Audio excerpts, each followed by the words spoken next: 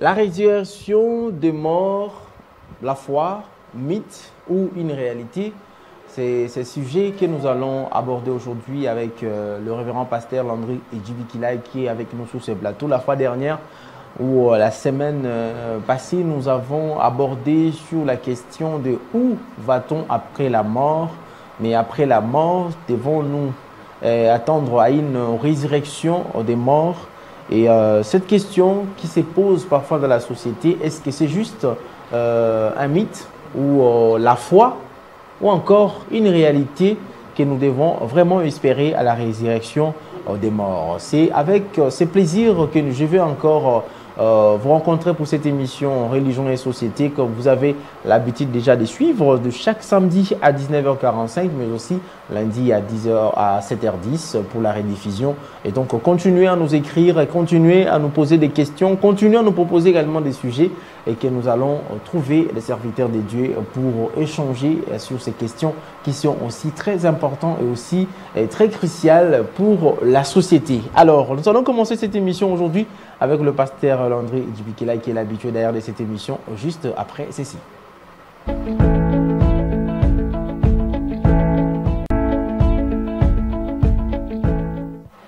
Il est avec nous, comme je venais tantôt de l'annoncer, le pasteur Landry Edjibikilai.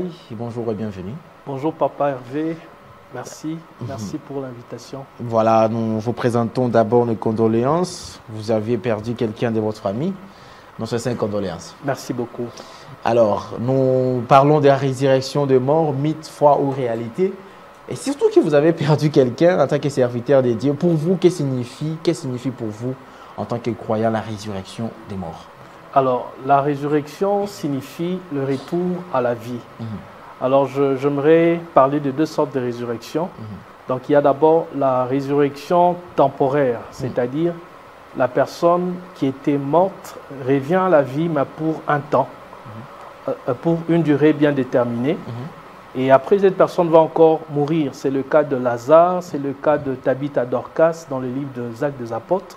Mais il y a aussi la résurrection éternelle. Donc, quand la personne revient à la vie, cette personne ne mourra plus.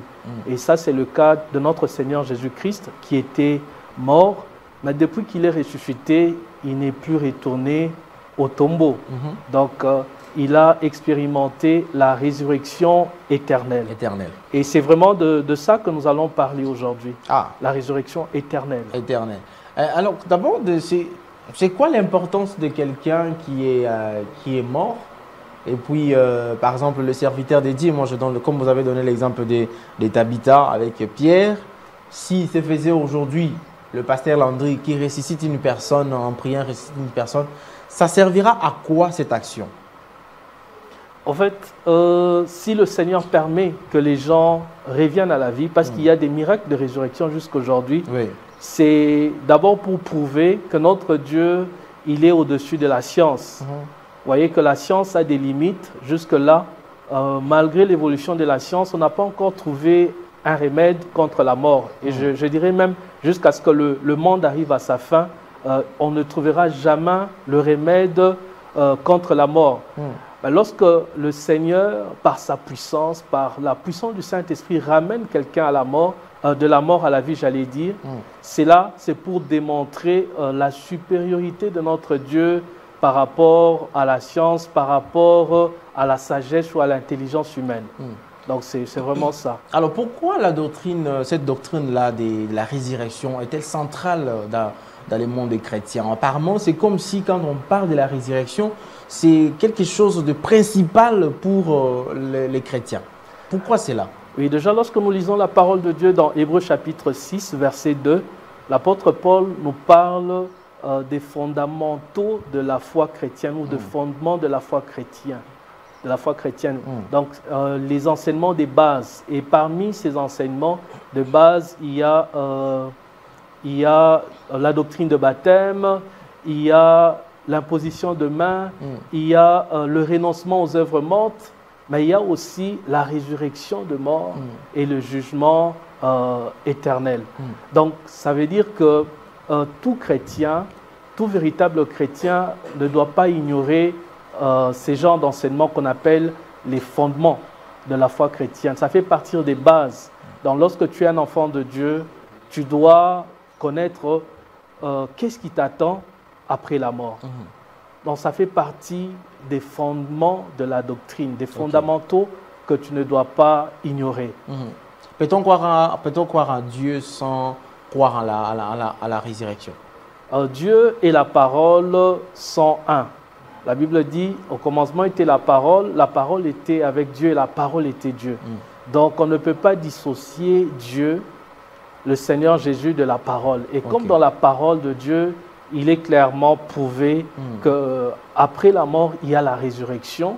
Donc on ne peut pas dire qu'on est chrétien, on croit en Jésus, mais on ne croit pas à la résurrection. Et il y a même un passage biblique dans 1 Corinthiens chapitre 15 où l'apôtre Paul dit si Christ n'est pas ressuscité, notre foi est vaine. Donc, ça fait partie justement des fondements de la foi chrétienne. C'est ce qui différencie justement le christianisme d'autres religions, c'est que le Seigneur Jésus-Christ que nous suivons était mort et il est ressuscité, alors que les fondateurs d'autres religions, depuis qu'ils sont morts, ils ne sont pas encore ressuscités. Alors, quand tu es un enfant de Dieu, tu dois comprendre la doctrine de la résurrection parce que c'est ce qui nous attend. Après la mort, nous finirons tous par mourir un jour ou un autre, mais après la mort, il y a une espérance, c'est l'espérance de la résurrection, la résurrection de juste.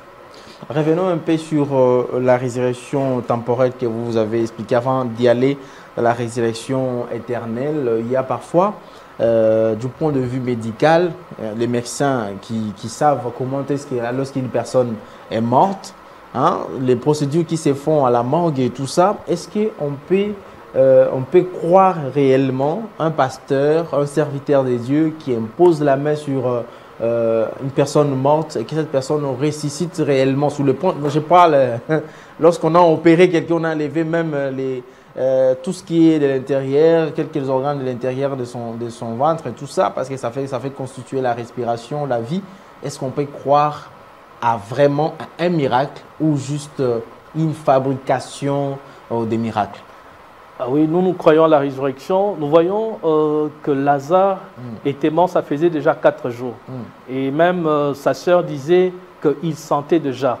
Donc son corps s'est décomposé déjà, mais le Seigneur Jésus-Christ a déclaré que Lazare puisse sortir de son tombeau. Il est sorti. Donc Lazare va expérimenter la résurrection. Et aujourd'hui, le Seigneur peut encore le faire parce qu'il est le même, hier, aujourd'hui, éternellement. Même si quelqu'un est déjà décédé après plusieurs jours avant l'enterrement et qu'on a déjà enlevé tout ce qu'il y a à l'intérieur de lui, notre Dieu, il est toujours capable de le faire. Sauf que la médecine ne croit pas en cela. Parce que la médecine ne croit qu'à ce qu'ils peuvent prouver scientifiquement. Lorsqu'ils ont des preuves, ils peuvent prouver, par exemple, que quelqu'un qui meurt peut revenir à la vie. Ils ont des preuves. Mais s'ils n'ont pas de preuves, ils ne peuvent pas attester cela. Notre Dieu, lui, il agit au-delà de la médecine. Voilà pourquoi nous croyons que la résurrection de mort fait partie du surnaturel. Donc c'est au-delà de ce qui est naturel. La résurrection des morts, mythe, foi ou réalité. Nous sommes en train de discuter avec le pasteur Landry Dibikilaï. Pasteur, je vais poser cette question. Quand on parle de la résurrection, est-ce que là, lorsque vous avez évoqué la résurrection éternelle, c'est un événement futur qui doit arriver ou une réalité spirituelle déjà présente aujourd'hui? Alors, je dirais que c'est une réalité future qui va arriver, mais en même temps, nous sommes en train de vivre déjà cela au niveau de notre esprit. Donc, comme je le disais dans les émissions précédentes, que le salut se fait par étapes. Il y a d'abord le salut de l'esprit, ensuite le salut de l'âme et enfin le salut du corps. Donc, notre esprit a aussi déjà connu la résurrection. Lorsque nous donnons nos vies à Jésus-Christ, nous passons par la nouvelle naissance. Au fait, c'est notre esprit qui était mort, qui était séparé de Dieu. Parce que la mort, selon la Bible, c'est la séparation de l'homme avec Dieu. L'esprit de l'homme était séparé lorsque Adam et Ève ont mangé le fruit défendu. La gloire de Dieu avait quitté l'esprit de l'homme. il y a eu cette séparation. Donc l'esprit de l'homme était mort. Et lorsque tu reçois Jésus, tu donnes ta vie à Jésus, tu crois à ce qu'il a fait à la croix, ton esprit qui était mort ressuscite. C'est-à-dire la vie de Dieu vient habiter en toi à travers le Saint-Esprit. Donc un chrétien connaît déjà la résurrection de son esprit.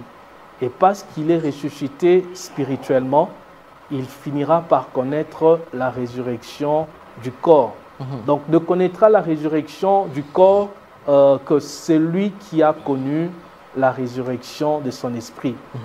Et parce que justement, comment cela va se passer? Qu'est-ce qu'il faut réellement pour que quelqu'un arrive tout d'abord à avoir cette résurrection de l'esprit et à entendre réellement la résurrection du corps? Est-ce qu'après cette résurrection, je vous ajoute cette question, ça sera toujours les mêmes corps que nous utilisons ici, que vous avez aujourd'hui, que vous aurez encore après la résurrection? Alors, pour répondre à cette question, j'aimerais qu'on lise une portion des Écritures afin que nous soyons bâtis sur ce que la parole de Dieu dit. Nous sommes dans 1 Corinthiens chapitre 15 et nous allons lire du verset 41 au verset 44. 1 Corinthiens 15, 41 à 44, la Bible dit « Entre est l'éclat du soleil, autre est l'éclat de la lune, et autre l'éclat des étoiles. Même une étoile diffère en éclat d'une autre étoile. Ainsi en est-il de la résurrection de mort. Le corps est sémé corruptible, il ressuscite incorruptible. » Donc déjà, dans ce passage, on nous fait comprendre qu'au moment de la résurrection, parce qu'il y a d'abord la résurrection de justes, des personnes qui ont donné leur vie à Jésus, et il y aura aussi la résurrection des injustes. Alors ici, je suis en train de parler de la résurrection des justes. C'est ce que la Bible appelle la première résurrection dans Apocalypse chapitre 20. Alors lorsque nous allons ressusciter, nous qui sommes des enfants de Dieu, nous n'aurons pas le même éclat.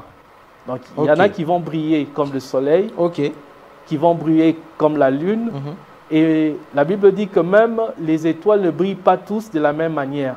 En d'autres termes, nous allons tous ressusciter en tant qu'enfants de Dieu, mais avec des niveaux de gloire différents. Dans des niveaux d'éclat différents. C'est dû à quoi? C'est dû à la vie qu'on a menée sur Terre. Donc, comme moi je suis Hervé Papi Agamba, je suis simplement journaliste. Et les pasteurs Landy Jibikilai, nous ressuscitons tous ensemble. Pasteur ressuscite avec un éclat du soleil et moi, j'ai ressuscité avec un éclat de la lune. Donc, ça dépend justement de la manière dont on s'est conduit en étant sur la terre. Parce que la Bible dit que ceux qui meurent dorment et les œuvres qu'ils ont faites sur la terre vont les suivre. Alors, quand sur la terre, tu as fait des bonnes œuvres qui sont conformes à la parole de Dieu, tes œuvres te suivront. Ça ne dit pas forcément que lorsqu'on porte le titre de pasteur, on va briller comme le soleil. Et celui qui porte le titre de journaliste ne va pas briller. Ça dépend maintenant de ce que vous faites en tant que journaliste. C'est-à-dire qu'en étant journaliste, vous pouvez aussi véhiculer le message de Christ. Par exemple, ce que vous faites à travers cette émission, à travers votre émission, beaucoup de gens connaissent le Seigneur, ils écoutent la parole de Dieu. C'est aussi une bonne œuvre. Et la Bible dit, cela va nous suivre après la mort. Et c'est ce qui fera que certains vont briller avec un éclat plus supérieur aux autres. Voilà pourquoi il est écrit que le corps est sémé corruptible, il ressuscite incorruptible. Dans le corps qui est sémé, c'est-à-dire enterré, corruptible, c'est-à-dire un corps mortel, un corps qui peut se décomposer, connaître la putréfaction.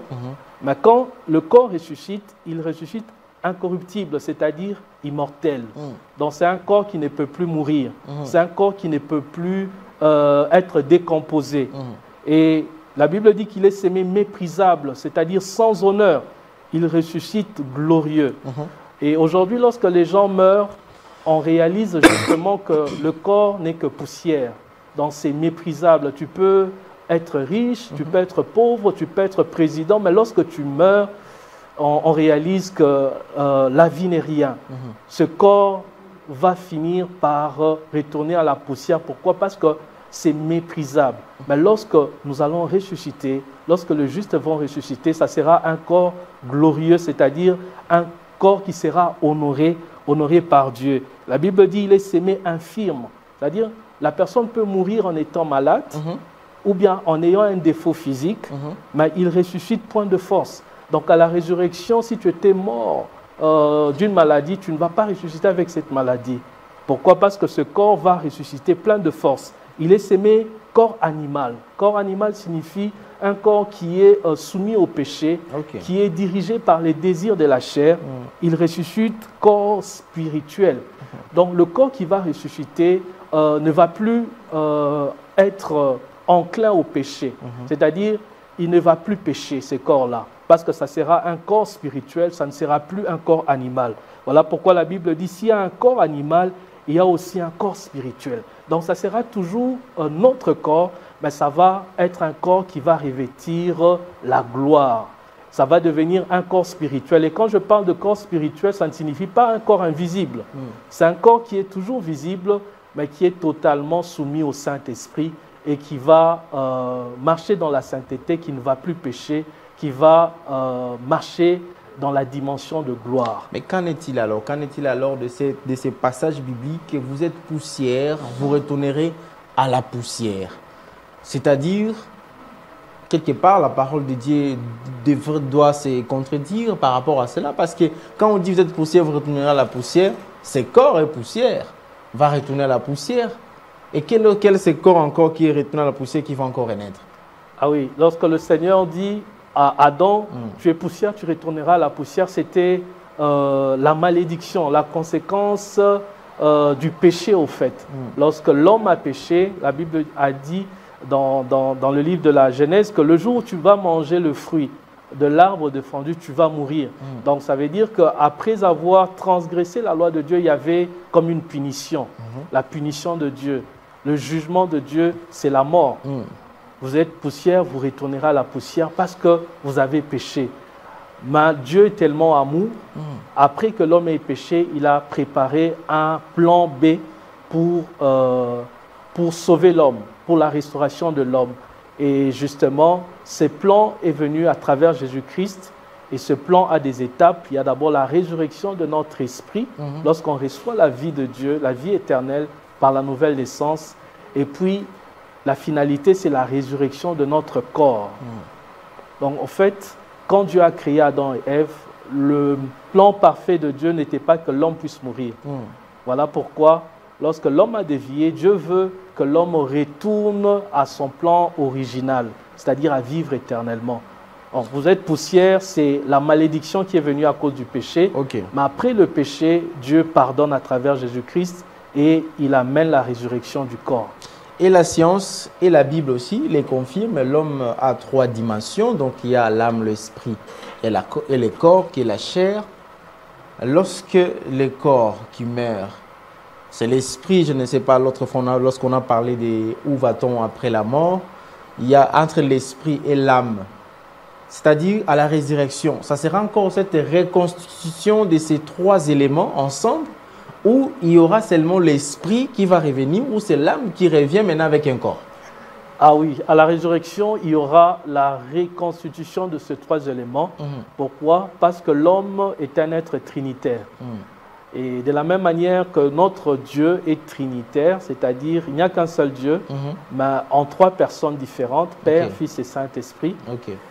Et il a créé l'homme à son image et il a fait de nous aussi des êtres trinitaires. Donc, il n'y a qu'un seul être humain, mais en 3 dimensions, la dimension de l'esprit, de l'âme et du corps. Et à la résurrection, les 3 dimensions seront ensemble, mais dans un niveau de gloire. Niveau de gloire. Donc actuellement, la gloire, c'est au niveau de l'esprit. Et lorsque nous allons mourir, notre âme aussi va connaître la gloire. Parce que notre âme ira au paradis, au 3e ciel, et à la résurrection de mort ou de juste qui se fera le jour où Jésus va revenir pour l'enlèvement de l'Église. C'est le corps aussi qui va maintenant expérimenter la gloire, la dimension de la gloire. Lorsqu'on a parlé ici d'où va-t-on après la mort, Lazare qui était au sein d'Abraham, c'était son âme, son esprit ou son corps ou cette personne même avec pleine conscience? Alors, le Lazare qui est allé dans le sein d'Abraham, il est allé avec son esprit et son âme, pas avec son corps. Jusqu'aujourd'hui, ce Lazare attend la résurrection de son corps. Ah, même ceux qui sont morts depuis des années, des milliers d'années, les Abraham, tout ça, ils attendent aussi cette résurrection? Oui, oui. Et parce qu'en fait, la résurrection de juste se fera en deux étapes. Ok. D'abord, lorsque Jésus vient pour prendre l'Église, la Bible dit, les morts en Christ ressusciteront premièrement. Ok. Et nous qui sommes vivants, nous serons transformés et nous irons avec eux au ciel, dans les airs. Et ça, c'est la première étape. La deuxième étape, c'est avant le millénium, avant le règne de Christ sur la terre pendant 1000 ans. Dans les personnes ou les chrétiens qui vont mourir pendant la grande tribulation et aussi vont ressusciter pour régner avec Christ sur la terre. Ok. C'est après que viendra la deuxième résurrection. Alors la deuxième résurrection, c'est la mauvaise. Parce que les gens qui vont ressusciter pendant la deuxième résurrection, c'est pour le jugement éternel. Donc, les méchants aussi vont ressusciter, mais pas pour la félicité, pas pour la gloire éternelle, mais ils ressusciteront pour le jugement éternel. Est-ce qu'il faut avoir la foi? Dire que non, en tout cas, de la manière dont je me comporte sur terre, vraiment, je serai ressuscité. Je ressusciterai et j'assisterai à cette résurrection avec tous les saints. Est-ce que c'est la foi ou il y a d'autres mécanismes à part cela, c'est-à-dire peut-être les comportements, parce que vous venez de le dire, il y a de ceux-là qui sont morts en Christ, c'est-à-dire il y a de ceux-là qui seront aussi morts non en Christ, qui doivent être aussi ressuscités. Oui. Maintenant, cette résurrection doit être considérée comme une sorte de foi ou simplement une réalité qui arrivera, peu importe ce que nous allons vivre sur terre. Donc, il ne suffit pas de croire que la résurrection existe pour être ressuscité. Donc, ce n'est pas la foi, la résurrection qui va te ressusciter, mais c'est la foi en Jésus-Christ. Ok. Parce qu'il y a des gens qui peuvent croire que non, après la mort, il y a une vie, il y a la résurrection. Mais ce n'est pas ça qui te donnera la capacité de ressusciter pour entrer dans la félicité éternelle. Mais c'est ta foi en Jésus-Christ. Car la Bible dit, nous ne sommes pas sauvés par les œuvres, mais nous sommes sauvés par la foi. Ok. Donc il faudrait justement accepter que tu es pécheur et que Christ était venu à la croix mourir pour tes péchés. Ok. Et prendre la décision que Jésus entre dans ton cœur et que tu puisses le suivre. C'est en ces moments-là, lorsque tu mourras, tu ressusciteras. Ok. Mais il ne s'agit pas de dire simplement, oui, je crois qu'après la mort, il y a la résurrection. Mais ce n'est pas ça qui va te ressusciter. En fait, c'est la vie de Jésus en toi, dans ton esprit, qui te permettra de ressusciter. Pasteur Landry, je reviens un peu dans l'activité que vous avez organisée la dernière fois. Il y avait aussi les résurrections? Ah non, nous avons parlé de la délivrance de malédictions transgénérationnelles. Donc, c'était beaucoup plus pour briser les alliances sataniques qui ont été contractées par nos ancêtres. Et à cause de ces alliances, nous, aujourd'hui, nous continuons à subir les conséquences. Donc, c'était beaucoup plus ça. Il n'y avait pas de résurrection. Il n'y avait pas de tombées, il n'y avait pas... Tombées, oui, tombées, il y en a, il y avait des tombées. Oui. Malheureusement, Pasteur Landry n'aime pas filmer. N'aime pas qu'on filme les gens qui tombent. Malheureusement, je me demande pourquoi. Non, nous avons des images. Nous avons des images. Ok. Mais deux fois, on peut le balancer, deux fois pas. Donc, ça dépend. Ça dépend. Et souvent, les gens tombent quand il y a délivrance, en fait. C'était un programme de délivrance. Pendant qu'on était en train de prier, il y a certains qui ont été saisis. Pendant que le Seigneur les délivrait, ils sont tombés. Mais il y a d'autres aussi qui sont délivrés sans tomber. Alors moi qui vous parle, je ne suis jamais tombé. Ça ne signifie pas que je n'ai jamais reçu quelque chose de la part de Dieu. Vraiment. Donc tomber ne signifie pas forcément être délivré. On peut tomber sans être délivré. Ça peut signifier juste le commencement de la délivrance. Tout comme on peut aussi être debout et être délivré. Donc c'est Dieu qui agit comme il le veut. Donc il peut te délivrer en tombant, mais il peut aussi te délivrer dans le calme, sans agitation. Donc le tomber n'est pas synonyme de la délivrance. C'est juste quoi alors? Ça peut être le synonyme de la délivrance, mais ce n'est pas toujours ça. Parce qu'il y en a qui tombent tout simplement parce qu'ils n'arrivent pas à supporter le poids de la gloire de Dieu. Dans la présence de Dieu est tellement forte il n'arrive pas à supporter, il n'a pas de démons, mais il tombe. Nous voyons même Jean dans le livre d'Apocalypse, lorsqu'il va voir Jésus dans la gloire, il est tombé, mais il n'avait pas de démons. Par contre, il y a aussi certains qui tombent à cause des esprits mauvais qui sont en eux. Voilà. Maintenant, il faut discerner selon le cas de chacun. Voilà, nous sommes en train de parler de ces sujets, résurrection des morts, mythe, foi ou réalité. Alors, c'est cette question que moi je vous pose, Pasteur Landry. La résurrection des morts, mythe, foi ou réalité? Alors, lorsqu'on parle d'un mythe, c'est quelque chose d'imaginaire. Donc, je dirais que ce n'est pas un mythe. Je dirais que c'est une réalité. Et justement, il faut avoir la foi en Jésus-Christ pour expérimenter cette résurrection de mort. Et moi, je conseillerais aux personnes qui nous suivent de penser à leur éternité. Parce que sur la terre, nous n'allons pas vivre jusqu'à 150 ans. Donc, même si tu es en bonne santé, un jour tu mourras. Mais maintenant, il faut penser à la vie après la mort. Après la mort, il y a un ciel à gagner et un enfer à éviter. Et puis, il y a une résurrection de mort qui nous attend. Mais j'aimerais que tu sois du côté de la bonne résurrection, parce qu'il y a la résurrection de justes, qui est la bonne résurrection. Il y a aussi la résurrection des injustes, qui est le mauvais côté de la résurrection. Quelle conduite prendre pour être à cette résurrection de justes? Je dirais, la première chose, c'est d'ouvrir son cœur et d'inviter Jésus, qu'il soit le Seigneur et le Sauveur personnel de ta vie. Et après avoir reçu Jésus, la Bible parle du renoncement aux œuvres mortes. C'est-à-dire, tu ne peux pas dire que tu es chrétien, mais tu continues à vivre dans le péché. Donc, il faut que tu renonces à la vie de péché. Mais avant de renoncer à la vie de péché, accepte d'abord Jésus. Parce qu'il y a des gens qui disent que moi, je ne fume pas, moi, je ne bois pas, je pense que j'irai au ciel. Ça, c'est le salut par les œuvres, ce n'est pas biblique. Donc, il faut d'abord croire en Jésus et ensuite, tu pratiques les œuvres dignes de la repentance. Et ce sont ces œuvres-là qui vont compter devant Dieu. Donc, c'est ça la clé, justement, pour être ressuscité. Accepter Jésus et marcher dans la sanctification avec l'aide du Saint-Esprit qui est en nous. Ceux qui doutent encore, ceux qui peuvent douter encore, un message un peu particulier à ceux qui doutent encore que la résurrection est une réalité et la condition être en Christ. La Bible dit que le Seigneur Jésus est ressuscité, il est les prémices de la résurrection, c'est-à-dire il est le prototype, il est l'exemple de tous ceux qui vont ressusciter après. Alors, le fait que Jésus soit ressuscité, c'était un message que Dieu voulait donner à l'humanité, que la résurrection va aussi arriver. Alors, si Jésus était mort, parce qu'il y en a qui pensent que Jésus avait fait semblant de mourir, mais moi je dirais qu'il était réellement mort. Et après 3 jours, il est ressuscité d'entre les morts pour servir de modèle à tous ceux qui viendront après lui. À tous les justes qui viendront après lui, ça signifie que de la même manière que Jésus a été ressuscité, nous qui avons cru en lui, nous ressusciterons aussi.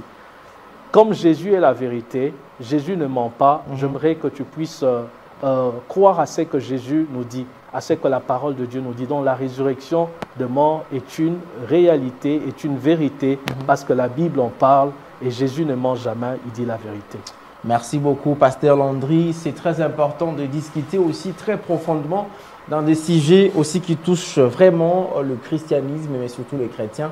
Alors, si vous avez encore d'autres questions à poser par rapport à ces sujets, notre numéro est affiché là sur votre barre de l'écran. Vous pouvez nous écrire et nous poser des questions. Nous allons les transmettre au pasteur Landry, si possible qu'il revienne encore avec ces sujets. En tout cas, si vous avez encore quelques questions à savoir là-dedans, il peut toujours revenir et nous allons toujours échanger. Mais aussi, vous avez besoin de savoir encore plus dans d'autres choses sur la vie chrétienne. Vous savez, la vie chrétienne, c'est la seule vie qui semble être un peu facile, mais qui ne respecte pas totalement, vraiment, la Bible en son entièreté. Sinon, si on respectait la Bible, on serait tous des bonnes personnes. On considérait même plus que même les occultistes. Mais non, on ne respecte pas tous la Bible comme il se doit. Mesdames, messieurs, merci beaucoup. Les 30 minutes, ça ne traîne pas parce qu'on dit les bonnes choses, ne dire jamais. Voilà, merci et pasteur Landry. Merci Papa Hervé.